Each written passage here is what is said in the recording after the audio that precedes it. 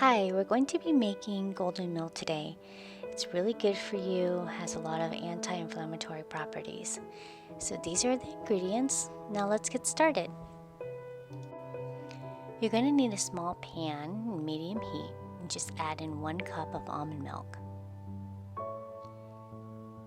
Next, we're going to be adding in our coconut cream.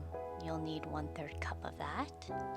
I like using coconut cream because it's a little bit thicker and has a creamier substance, and it tastes so good.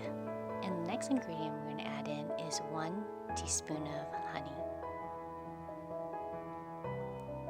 And get some ginger slices in there. And then 1/2 teaspoon of cinnamon.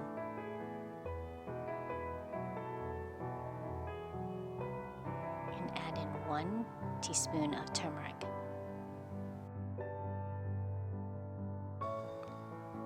Lastly, we're going to be adding in black pepper.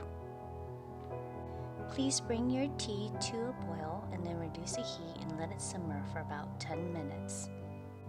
I hope you enjoy this tea that's loaded with antioxidants. Turmeric is the key ingredient in any golden milk, so enjoy. Please like and subscribe to my channel. Thank you.